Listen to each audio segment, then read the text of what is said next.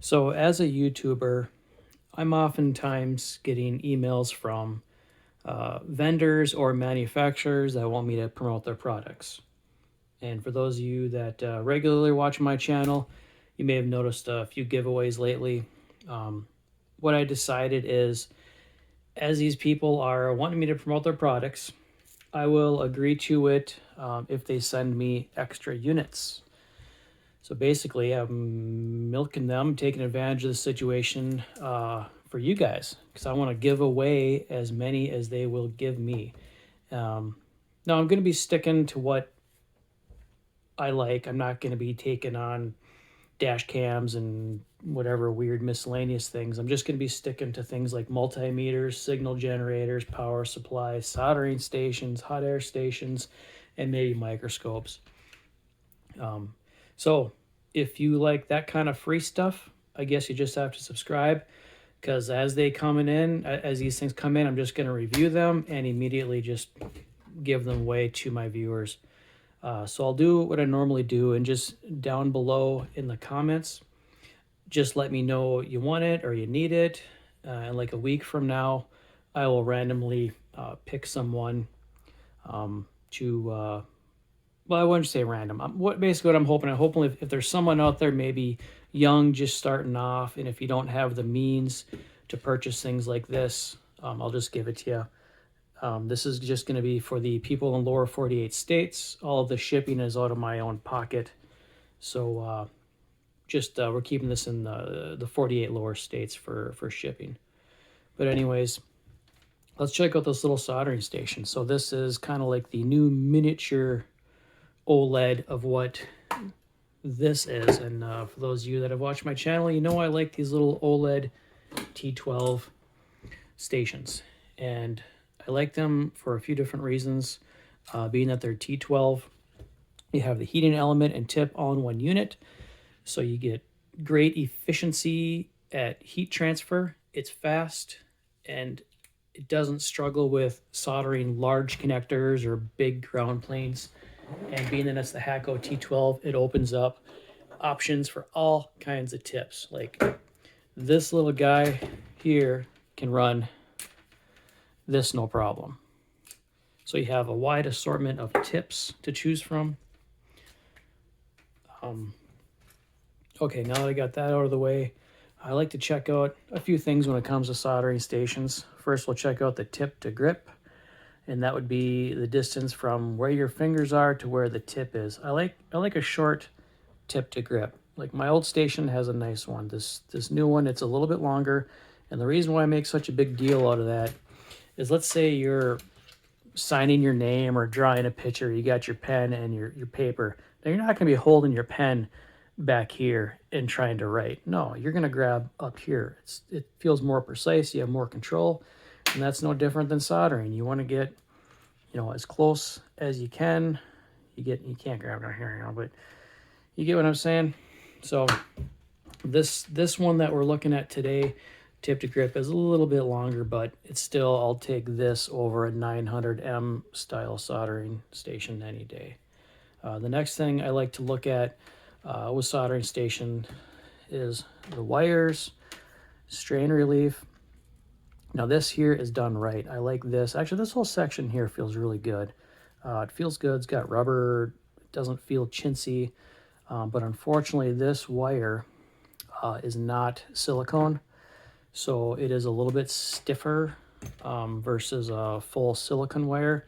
And that's important for when you are soldering small, precise things. You don't want a stiff cord fighting you. You want it to move around freely and not get stiff and tangled.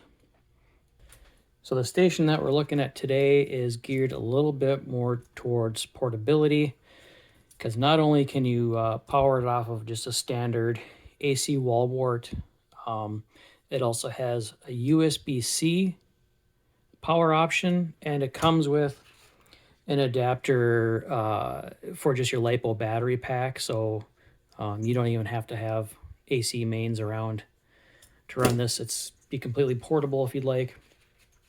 Another trend with these T12 OLED stations is for whatever reason, they don't come with a good stand. That's why I'm having to reuse my old stand.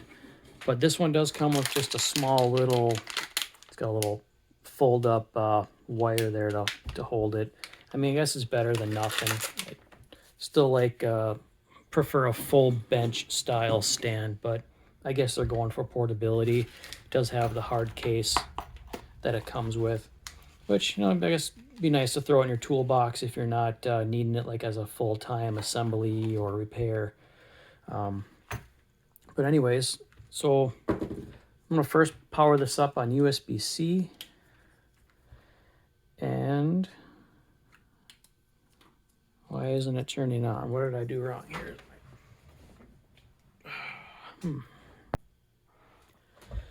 Okay, when I plugged in my power brick, I accidentally turned off the switch on the power strip. So now this thing should power up when I plug it in. There it goes.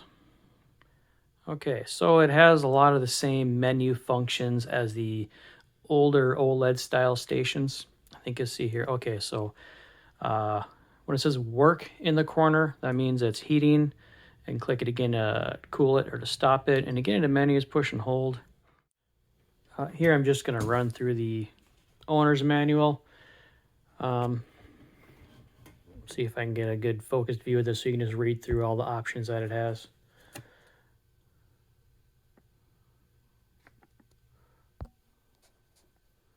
There we go.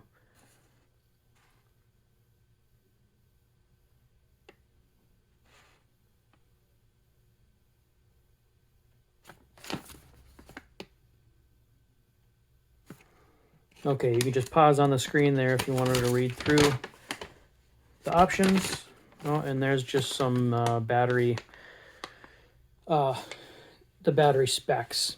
I did notice I ran this for a little while at 12 volts from just a generic wall wart. It did take a little bit longer to heat up, so if you're using just the generic AC jack, try to get closer to 24 volts if you want a faster heating time. I'm going to go ahead and give this thing a test drive, but first, I believe this is a 5-pin. I'm going to see if it is compatible with KSGER. I think this is a normal KSGER pinout on this soldering station. I know that's what I have for, wait a minute, a handle. What's this handle? This handle, where did I put the handle? Here it is, right here. Okay, so this has the more popular KSGER wiring at the pinout at the plug. I'm just curious if this place also kept the same pinout. So I'm just going to plug it in and see what happens. See if I get an error code, or maybe it'll heat up and be just fine. So that is now running this tip, and it appears, yeah, we're getting good numbers. Should stop at 350. Okay, yeah, it's just KSGR handle wiring, so that will make it easier to find replacement parts and bits, being that it's a standardized pinout. So go ahead and get this thing going. I'm going to run it on the USB-C. Sorry for the jiggles there. I'm going to run this on USB-C, and I'm curious what voltage. Why does it come up at 8 point? Can you guys see that? It's showing 8.7 volt. USB-C should be a hell of a lot higher than 8.7. I believe it should go up to 30 if the communication gives the okay. Yeah, at 8.7 volts, that's going to take forever to heat up. I might have to look into that, because that, it's going to be a problem. Hold on. Okay, I found my problem. I'm going to see if I can get a zoom in on the text here. Can't get it to focus. Anyways, in this print that's barely visible, it does say max of 9 volts. So it's my power bricks problem, not the soldering station. I guess I have to find a better USB-C power brick. All right, people, so I couldn't find a USB brick that would do the full-on USB power. So I just have a my power supply here. So 24 volts, and I'm using the barrel plug adapter that it came with. So I'm going to power this thing up with 24 volts, so it should heat up nice and quickly. And there we are at 350. We're already at temp. That was fast. That's what I like about the T12 stuff is, oops, now I'm losing a light bulb here. Yeah, that's what I like about the T12 stuff. Heats up nice and quick. Let's get in nice and close here. I'm just going to be reflowing some fractured joints just to get a feel for the station. I'm using the tip that it came with. Should be pretty good for surface mount. It's not too big, not too small. Let's give it a try.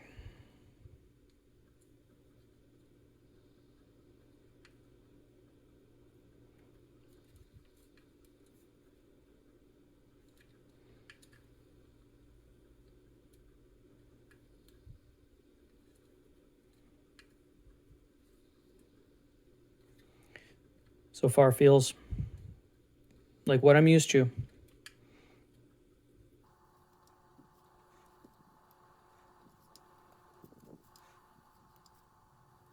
All right, so it works. It does what it's supposed to do. Now earlier my complaint about the wire, since this is not silicone, it's not as heat resistant. So theoretically, it could probably burn through its own wire. Yeah, it's melting the insulation pretty easily. So if you accidentally let that come in contact with your wire, it could burn through. So you have to watch out for that. Now if I switch over to my other soldering station wire, which is more of a silicone, it should not melt. Yeah, see, I'm holding it on there and it's not burning through.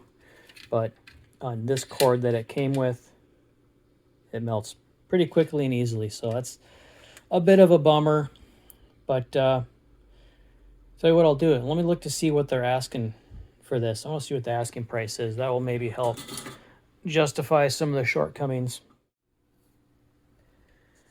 Okay, so they're asking $55,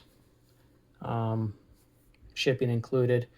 I mean, that's not terrible. I know these T12 OLED stations are starting to creep up in price.